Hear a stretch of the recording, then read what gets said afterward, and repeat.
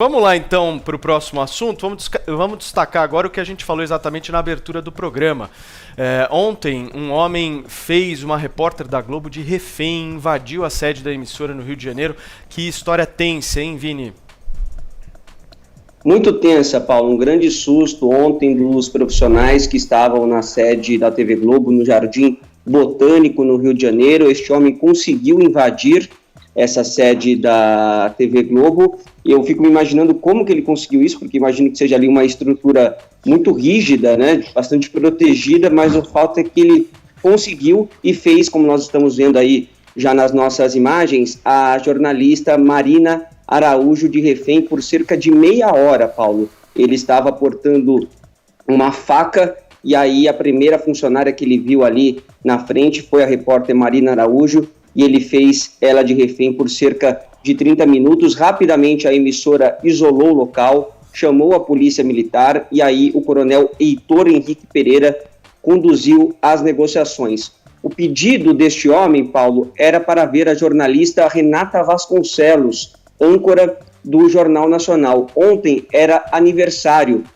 da Renata. Então, o coronel, o Heitor Henrique Pereira, chamou a Renata até este local. A Renata obedeceu às orientações do coronel e logo que este homem viu a Renata Vasconcelos, ele rapidamente soltou a faca, liberou a repórter Marina Araújo e foi preso imediatamente. A Marina, a Renata Vasconcelos e todos os profissionais da Globo que estavam no local não se feriram e passa bem. Inclusive a Marina depois foi dispensada pela Globo para ficar em casa durante esse dia, que imagino que tenha sido um dia de muita tensão aí na vida dela. Segundo a Globo, Paulo, o episódio foi obra de alguém com claros distúrbios mentais e não teve nenhuma conotação política. Já estava se falando nas redes sociais que o homem chegou à TV Globo dizendo Globo lixo, fora Globo, coisas do tipo, mas a Globo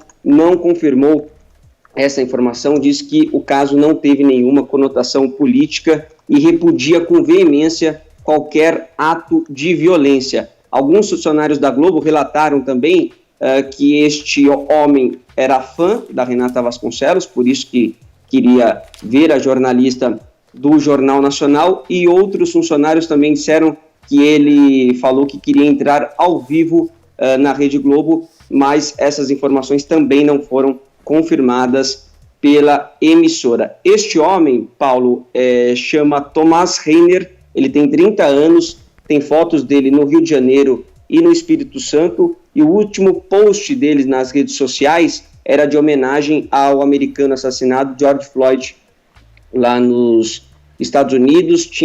Tem outras postagens, a maioria das postagens dele nas redes sociais também é de cunho religioso, inclusive ele portava uma Bíblia na mão também.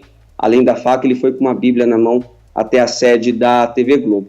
A emissora ressaltou a coragem e a solidariedade da Renata Vasconcelos em ir até o local e também a serenidade e a firmeza da Marina Araújo, que foram dois comportamentos aí essenciais para o melhor desfecho. E também agradecer, obviamente, que o coronel Heitor e toda a equipe da Polícia Militar que conduziu essas negociações de maneira exemplar. Vamos ouvir, Paulo, como que o Bonner e a Renata repercutiram esse caso mais tarde no Jornal Nacional. A Renata apenas disse que é vida que segue e pediu paz. Vamos ouvir.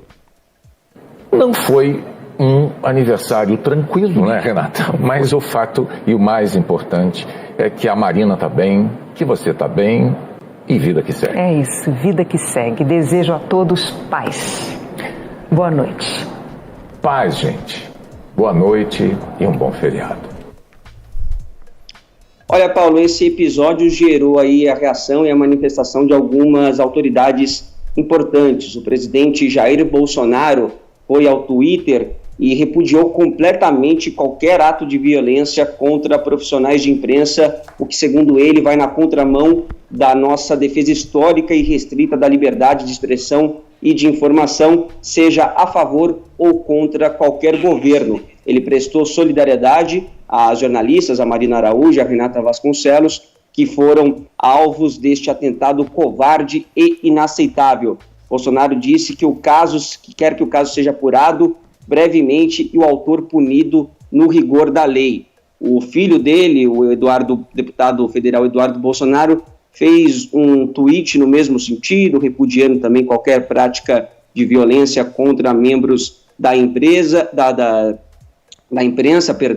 e disse que quem invade uma propriedade privada e ameaça uma vida indefesa merece apodrecer na cadeia. E o presidente da Câmara dos Deputados, o Rodrigo Maia, também se manifestou pelo Twitter e disse que não há espaço para agressões contra a imprensa dentro da nossa democracia.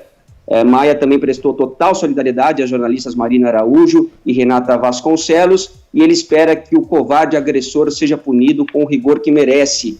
Maia também disse que este triste episódio sirva de lição àqueles que se dedicam a atacar a imprensa e as instituições democráticas. Contem com o parlamento para vencer o ódio e fazer um Brasil justo e livre de preconceitos. Eu também aqui presto minha solidariedade a Marina Araújo, principalmente, a Renata Vasconcelos e a todos os profissionais aí da TV Globo que estavam ontem nesse local e que foram vítimas desse ataque covarde. Imagino que tenha sido aí momentos de muita tensão. Paulo. Deixa eu ouvir do Zé Maria Trindade como é que foi a repercussão aí em Brasília desse caso, Zé? Pois é, está sendo tratado aí pela TV Globo como um ato isolado, né, de um fã, e isso acontece todos os dias na TV Globo. Me disseram que em todos os lugares, aqui em Brasília, lá no Rio de Janeiro, sempre tem fãs na porta e as pessoas têm um pouco de medo, né? A gente vê o caso do John Lennon, né, que foi assassinado por um fã, então há esse tipo de procedimento. Apesar deste tratamento de caso isolado, houve uma repercussão política muito forte, todo mundo comentou. E principalmente sobre a decisão do presidente Jair Bolsonaro de publicamente, né, o seu filho, de dizer que repudia atos de violência assim. Isso porque, Paulo, críticas de uma maneira muito firme, tanto do presidente Jair Bolsonaro a profissionais da imprensa, tem gerado aí pelo país inteiro pessoas que estão agredindo repórteres na rua. Isso não tem nada a ver, o repórter não tem nada a ver com as decisões da emissora. E da mesma forma, pessoas que criticam o presidente Jair Bolsonaro e acabam insuflando pessoas que têm uma mente fraca, pessoas que têm problemas mentais, a entender que o presidente é o inimigo do povo, é um fascista, que é o caso, por exemplo, do Adélio Bispo. Isso pode insuflar. Então foi muito bom, politicamente repercutiu muito bem, o posicionamento claro do presidente Jair Bolsonaro, de que não incentiva esse tipo de violência contra profissionais da imprensa, e os presidentes da Câmara, Senado e vários líderes também emitiram nota e indo todos neste mesmo tom, de que ninguém defende a violência. É que a disputa política está muito forte, né, Paulo? E pode incentivar aí pessoas que tenham mente fraca de um lado e de outro. Vamos lá ouvir agora então o Denis. Vamos lá, Denis.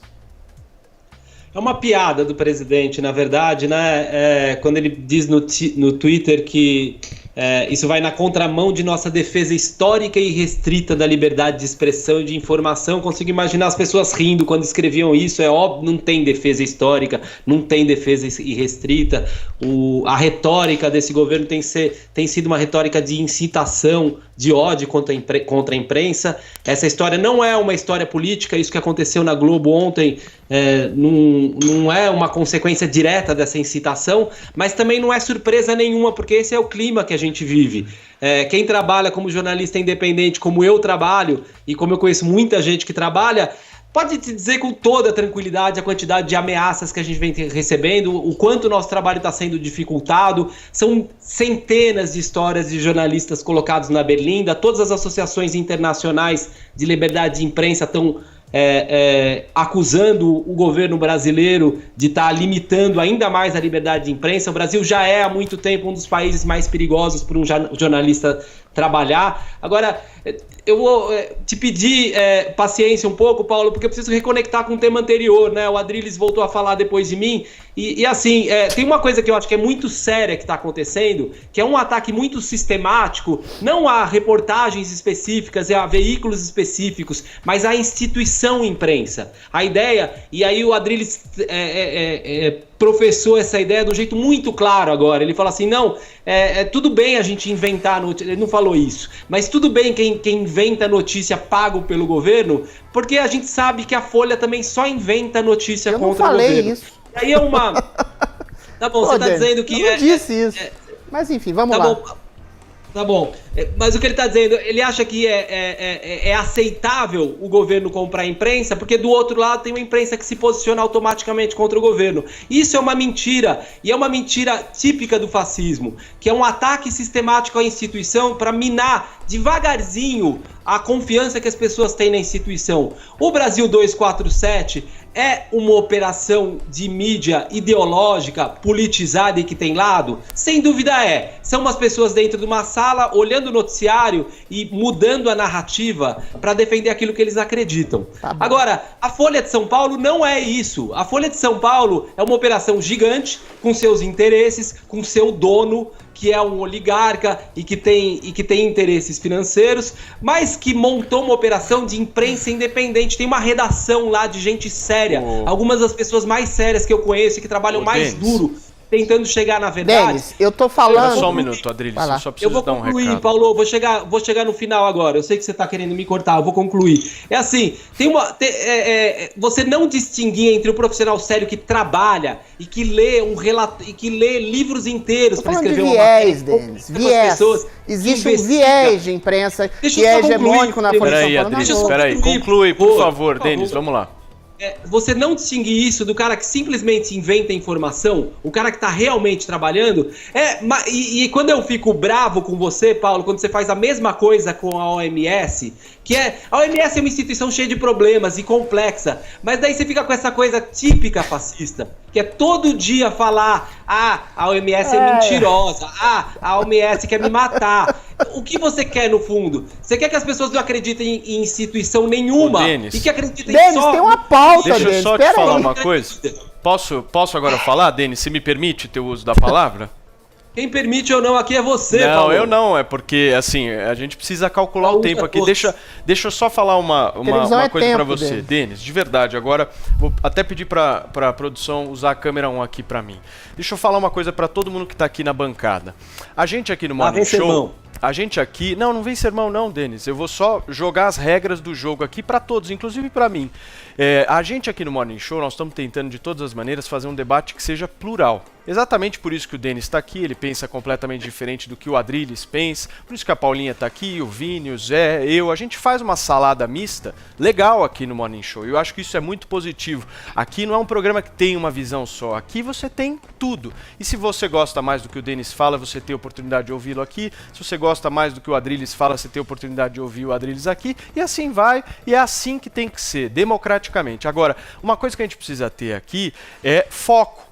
Nós estamos com uma pauta específica aqui sendo tratada. O Denis falou que eu deixei o Adriles falar. O Denis não me pediu a palavra. É só o Denis chegar para mim e falar, Paulo, eu também quero falar, eu passo a palavra pro Denis aqui, não tem problema nenhum. Eu vou pedir para todos isso, tá? Inclusive para mim mesmo. Vamos tentar nos ater à pauta, porque senão quem tá nos ouvindo e quem tá nos assistindo vai ficar completamente confuso do que nós estamos falando. Nós estamos falando aqui exatamente do caso da Rede Globo. Então eu queria pedir a colaboração, não só do Denis, não estou falando apenas com o Denis disso, estou falando com todos. O nosso debate tem que ter a pimenta, tem que ter a ironia, não tem problema nenhum em relação a isso. Mas vamos focar naquilo que a gente está discutindo. Se a gente começar a discutir OMS aqui agora, nós vamos partir para um outro caminho que, enfim, vamos longe. Não é a pauta. Desculpa, Paulo, mas você que está perdendo foco. Foco na pauta. Tá bom, depois você senta além. Vamos embora. Foco na pauta. Vamos embora, Adriles. Vamos lá. Vamos passar para o Adriles depois... depois... da pauta ou para responder o Denis? Não, eu quero falar sobre a TV Globo e em seguida eu passo para a Paulinha. Vamos lá. Uma loucura individual pode ser realmente inspirada por uma loucura coletiva, né? O Denis falou e citou de várias ameaças, né, sofridas por jornalistas, mas quem sofreu um atentado, uma tentativa de homicídio, uma facada, foi o candidato a presidente Jair Bolsonaro, por um homem doido varrido, chamado Adélio Bispo, que era inspirado exatamente nessa sanha de atribuir ao presidente coisa que ele nunca foi, que é fascista, nazista ou racista, e o próprio Adélio falou isso. Olha, eu estou querendo matar esse sujeito porque ele vai exterminar minorias. Isso nunca aconteceu. E quando você fala de ameaças, essas ameaças que acontecem eventualmente por alguns doidos varridos como esse rapaz da Globo, acontecem como ameaças. Até hoje existiu apenas uma tentativa de homicídio contra o presidente. Agora, é claro, uma pessoa que ama qualquer ideal, qualquer princípio, qualquer visão de mundo, pode ser contaminada pela loucura do seu portador. Uma pessoa que ama, por exemplo, falar do princípio máximo de humanismo, que é o amor, pode amar uma mulher, um homem, de maneira agressiva, incisiva, ciumenta, violenta, truculenta, inclusive assassinar, ameaçar a pessoa que ama. Então você não pode culpar todo num princípio em si de ataque ao presidente, ou mesmo de defesa ao presidente, como instigador da violência em si. As pessoas sabem, da maioria das vezes, distinguir as coisas. Agora, quando, por exemplo, o Rodrigo Maia fala de maneira absolutamente oportunista que, olha só, você que ataca a imprensa, que ataca o legislativo, você está, de alguma forma, incitando o maluco? Não. Um ataque é completamente diferente de uma crítica legítima a outros poderes, quer seja o STF, quer seja a imprensa, quer seja o governo. Ataque não é necessariamente, quer dizer, crítica não é necessariamente ataque. A crítica é exatamente o princípio de uma democracia liberal que é completamente madura. Okay. Ou seja, agora, só para responder o Denis rapidinho, eu não disse que a Folha de São Paulo é hegemonicamente um órgão de esquerda ideológico. Eu disse que ela tem um viés. A Globo tem um viés. O Estado de São Paulo tem um viés. Isso não quer dizer que eles sejam órgãos completamente dependentes desse viés, entendeu? Eles são plurais, mas estão formados, sobretudo, por gente de esquerda na mídia, e você bem sabe disso. E a questão de dinheiro, meu caro, alguém pode dizer, da mesma forma que o Silvio Santos está se locupletando, de alguma forma, por uma aproximação do governo, e pode ter dividendos financeiros, eu até concordo com isso. Alguém pode acusar da mesma forma. A Globo está também se colocando de maneira sistematicamente opositora ao governo, porque o Bolsonaro cortou as asinhas financeiras de incentivo financeiro à rede. Essas questões de fazer uma separação absoluta entre as mídias, os órgãos de mídia e o dinheiro estatal, não existe no Brasil. Sinto muito. Vamos fechar esse assunto com a Paulinha, a opinião da Paulinha. Vai lá. Eu achei interessante que ficou uma especulação acontecendo em rede social sobre o que motivou esse sequestro, enfim, isso é assustador, né? Eu achei bastante assustador, e a Globo prontamente já cortou qualquer ilação, ideia de que isso fosse politizado e tal, que é o que se faz com fatos, né? Mas não é o que a gente vê, por exemplo, do lado do presidente, que mesmo frente a investigações repetidas a respeito do atentado que aconteceu com ele, que é terrível, como o Adriles falou aqui, insiste em alimentar essas teorias conspiratórias e tal. Então, eu acho que a gente tem que lidar com os fatos de acordo com o que eles são de fato. Esse cara, muito provavelmente, é um maluco, que deve ter alguma obsessão pela Renata, eu não sei, que invadiu a sede da Rede Globo, e que não tem nada a ver, por exemplo, com política. E a Globo fez questão de colocar isso, encerrar esse assunto como esse episódio que é bem diferente do que acontece com essa horrível tentativa aí de facada no presidente Jair Bolsonaro. Então é só para a gente refletir a respeito das coisas que acontecem e como elas repercutem e como elas podem ter uma conclusão a respeito do que foi o episódio e não virar uma teoria da conspiração eterna a respeito de alguma coisa que talvez não seja verdade.